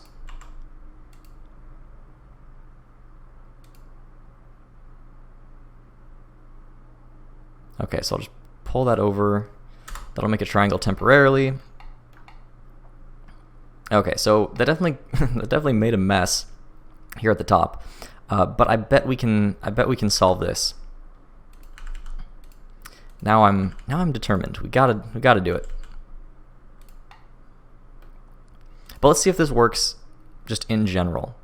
If this even looks acceptable with subdiv on. And actually that works pretty well. It's a little bit flat here because we have all that geometry. So it's not as perfectly smooth as it used to be, but so far this solution seems better than all of the others. All right, so my usual trick of just getting rid of all the garbage and just starting over usually works the best.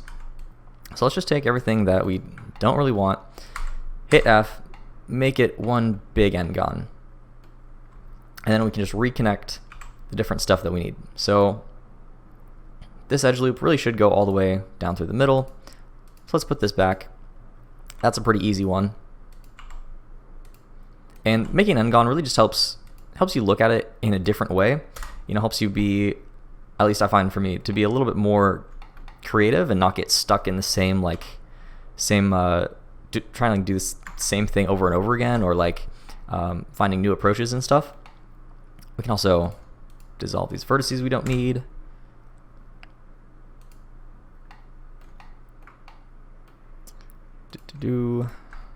J to connect. All right, so we got that. Now we just need to decide what to do over here. This one can pretty easily come in straight towards the center, make a quad, couple quads. All right, so we're just kind of narrowing down the problem area, making it smaller and smaller while still keeping the surrounding area pretty nice. Good, I'm glad you're finding this helpful. It's kind of fun. I was worried there for a bit though. I was like, shoot, what happens if I just don't ever solve it? That'd be pretty funny. Like, hey, check out this live stream of unhelpful modeling tips. But I think this will work.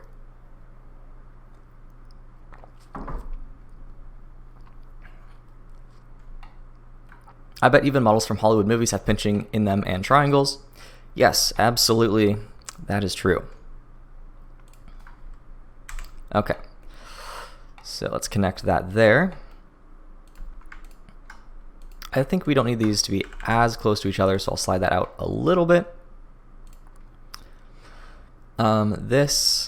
I could make this a quad there, because technically that's a quad. It's like a triangle with just one extra vertex, but I really try to avoid doing that. It's pretty bad practice. So try to make things actually quads. I'm not sure if I love that either, but let's give it a shot. Let's connect this over to the center. Again, remember how helpful this center line is, that we can just run lines straight to it whenever we want to, without messing up any of the other areas. It's very nice. Maybe if we slide this over, we could run another line through here, but I don't like how stretched this part is going to be. So if we do that, this quad is going to be pretty stretched, and I don't like how that looks. So let's combine these two again.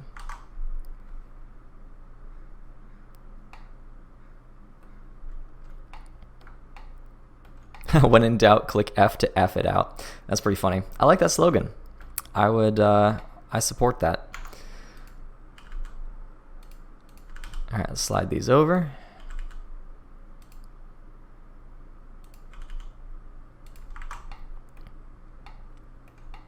All right, maybe we can do a similar thing. Well, this one, so here we made this handy little quad angle here. That's because this angle is concave. So if we did that here, it wouldn't quite work because that angle is like moving in, and it would kind of like break the quad, and I don't want to do that. So I'll try to avoid that. Maybe what we can do is slide these up, take this one, connect it over here, and that would again just make another one of those like quad triangles. I don't like that.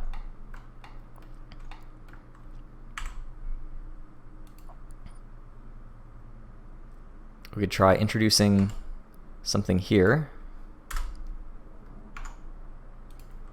just by adding a vertex there, sliding this over.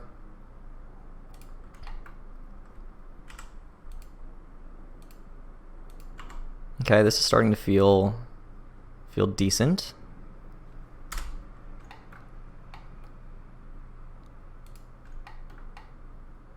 What about using a 4 to a 2 pole loop? That could work, but from which 4? Because we have 3 here, or 3 here. From which 4? Let's see if we can connect that. So we have a quad. All right, if we pull this over here, there we go. So now we just have one 5-sided thing to work through. 2, 3, 4. So we got one more loop to work with. This is kind of messy, but actually no. What we should do instead, because we need more geometry down here, instead of pulling that through in the center there, let's pull this down through here.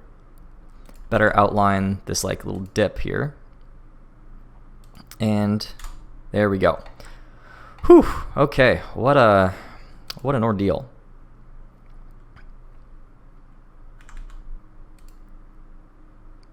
Okay, this right here is why retopology intimidates me. Yeah, fair enough. But it's also very satisfying if it works. Okay, so let's give this a shot. Fingers crossed. Hey, there we go. We've got it where it's smooth on the top and takes a sharp corner in there and comes back smooth right on the face. So again, not perfect. I'd probably still want to tweak this a little bit, but all in all, it gives you the shape that you're looking for. So now, if you were to do this one by one, it would get extremely messy, because now if you wanted to do that here, you could try to do the same thing, but then you'd have more edge loops to deal with. So what I would suggest if you want to do this for all of the corners is to just make that shape first, of just going like this. Whoop.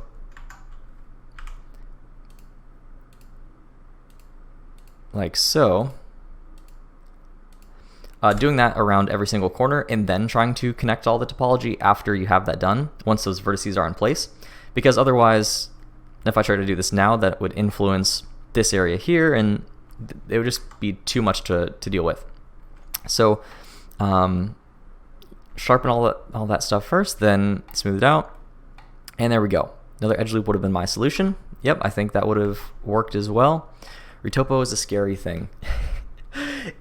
It can be, but I don't think it needs to be. I think it just takes problem solving. If you look at it more like a puzzle, I don't think it's as scary because for some weird reason, eventually you find the answer. I don't think, I mean, there's definitely been times where I've been like pretty stuck and unsure, but like eventually by working through it enough, you'll like eventually get there. My worry wasn't that like I would never find a solution. My worry was that it would take like a couple hours, way longer than the live stream. But luckily that happened to work out. But, that actually tends to happen when you're working on it yourself. You see a problem and you're like, oh gosh, this is like ridiculous. I don't know how to solve this. But by just trying new stuff and like, oh, maybe let's try using the knife tool. Maybe let's try using triangles. Maybe triangles are fine. Maybe n-gons. By just trying different stuff, maybe creases. There's so many tools in your toolbox that by just throwing one in after another, eventually you'll come to some solution, and it might not be perfect, but it'll be enough to be able to move on and feel good about the model. It's scary, but I like seeing you working through it in real time. Good. I'm glad that was helpful. My brain doesn't think that way yet. Honestly, it's just trying new stuff and throwing different solutions at it. The thing that was really helpful here is, again, because this is so close to that like center line, you can run as many edge loops here as you really need. You don't want to get too crowded, but by putting it in this area of like flexibility, that definitely helps. Okay. Other than that, I think I went through all of these different models. I don't think I missed any. Let's see. It's 2:51. We started at 1, so it's almost 3. It's been, 2 hours, or an hour and 50 minutes, almost 2 hours. Whew. So far, hopefully that was helpful. If you have any questions, let me know, and I'll answer those up here at the end. I kind of wish I could have gone more through. Actually, let me save this file just so I don't forget it, and I can give it to you if you need. All these files will be in the downloads after this gets re-uploaded with the recording. If I had more time, I think it would have been fun to go to the Mu model and just kind of like go through retopologizing this guy, because I feel like this is a really good exercise for anybody who, like it sounds like in the chat, is kind of intimidated by retopology. Excuse me. Because by keeping the poly count down pretty far, it makes it much more manageable. It's not as scary. And as long as you outline all the important details first, again, something that we talked about a lot in the Mesh Modeling Bootcamp, you should be fine.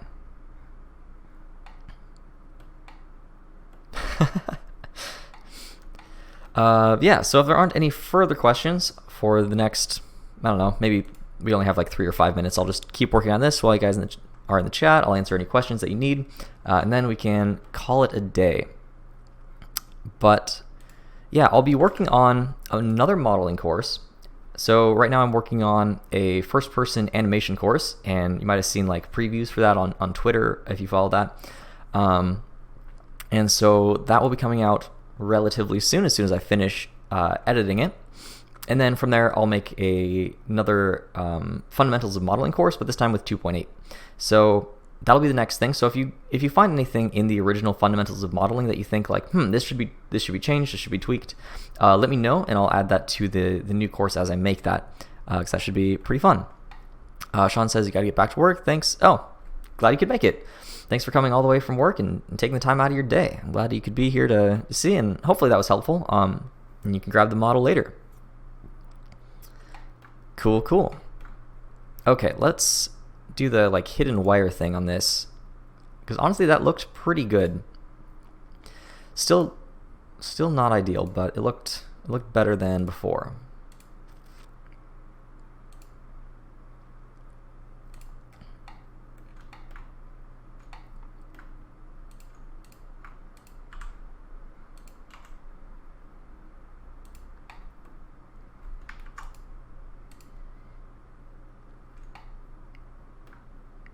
Question: if I find myself jumping back to your tutorials when modeling because I keep approaching projects as game asset or photorealistic, is this a good mindset? I'm not sure I entirely understand the question. So, is it bad to? Are you asking if it's bad to jump back to the tutorials, or are you asking if it's bad to think of them as game asset versus photorealistic? Because, well, I guess either way, I don't think so. If you're having trouble with something, it's always is fine to look at reference, and if you need help, check the forums or whatever, or look at courses where something similar has already been done. That's definitely a good thing. Not something to really worry about. And also, it's definitely good to think about something as game ready or photorealistic, because they're for two different purposes. They should be kind of designed in two different ways. There's lots of overlap, but there's enough differences where it's good to be thinking about that throughout the entire process.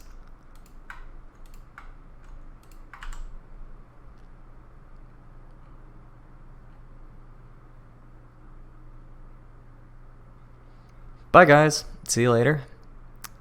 Modern games are aiming for photorealistic anyways. Yeah, very true. Though I guess, yeah, through that, like if you're aiming for like a realistic game, like a combination of the two, then you would take a kind of a two-pronged attack there, where you'd make the photorealistic thing first. If you're making a character, you'd make a very realistic character. You'd sculpt him, or maybe not texture him, you'd sculpt him, get him very, very realistically sculpted, and then you would create the low resolution version and then bake that topology, bake those normals onto the new topology, and so on and so forth. And that would give you both results.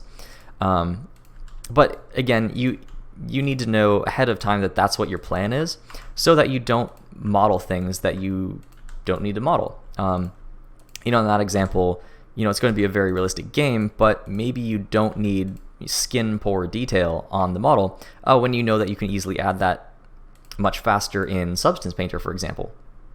So just decisions like that, it's definitely helpful for. And this is pretty unrelated, but one thing that I was talking to a member earlier, either it was in the forum or on a question, I said I pretty much never used the tweak tool, or the using the left click, drag, and select and move around. But for retopology, it's actually very helpful. So I take that back. I do use it sometimes, but it's not something I'd use when like box modeling or whatever. I find it very annoying most of the time, but for retopology, it's actually really, really nice. But that's the way 2.79 worked by default, and it kind of drove me nuts a lot of the time. Okay. Dude, I'm learning ZBrush as one of my classes, and you can generate low poly meshes so fast in ZBrush. Yeah, with Z Remesher and the there's also a new remesher as well, and that is super nice. And hopefully the new Blender remesher that I can't really demo all the settings for because I haven't really played around with it. I don't know exactly what it's good for yet, but the new remesher looks really, really good. That's the Quadraflow under to remesh quad. This one's pretty good. There's also another one that works even better than this, and it's an add-on. I know it's a paid add-on. It's probably on Gumroad. I don't think it's on the Blender Market, so it's not like a advertised plug or anything, because it's not on the market. But I know that Master Xeon recently made a video on it, and it looks really, really good. Let me go find that anyway.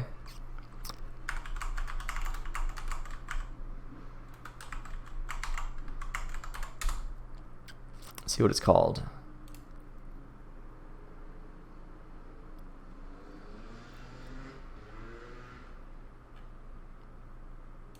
Maybe I can find it on YouTube.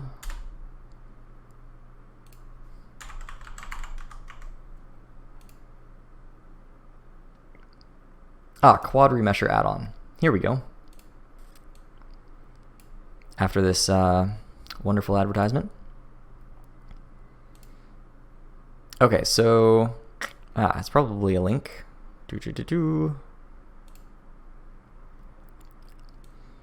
Okay, so this actually is based on the same remesher that's in ZBrush, and it's made by the same guy, which is why it's like pretty darn good. because it's not like they're like copying what they did. It's the same dude who built it originally. So you can see that there's some pretty crazy results here for like, cutting in here. This is really good topology, just automatically generated from this. And even the faces are pretty good, for if you're really going to make like a custom rig and stuff. I wouldn't recommend auto-generating stuff, but for just basic things, that works really, really well. And I'm sure in this Blender Artist thread, there's probably lots of examples, probably people posting like bug reports and stuff as well. But these results are really nice. Like, it follows the direction of all of these different details and creases like really well. So again, I wouldn't use this for like faces, really, for like animation. But if it's just a still image and you're just gonna texture it and paint it, whatever, it's just a render, then that's fine. That's totally valid. Question: would you ever say learning the learning curve of hard ops and box cutter is worth it? I mean, yeah, I think so. If you're doing a lot of hard surface stuff, I use hard ops. Well, I really like having it on. I don't think I have it on right now. Honestly, just the simple sharp, S sharp. I use that like all the time. The other functions a little bit less so, but it's still quite nice.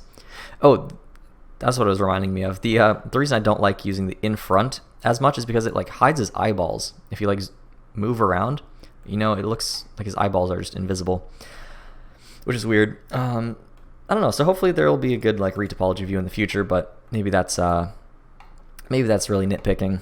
This is pretty decent. Okay, so I think we're out of time here. Thanks everybody for watching. Hope you learned something fun, and yeah, thanks for submitting stuff. I'll definitely do this some point in the future. I'll post on the forum again, and if you have any projects that you want me to look at, then I'll be happy to do so. But until then, I'll see you, I believe, next month. Next month is November. 2.81 is officially coming out. So I'll do a stream just looking over all of the new features and stuff and going through them. So if you have any questions about that, let me know and I can add that to the stream and make sure that we cover them, and I'll be set to go. So have a great week, everybody, and I'll see you next time.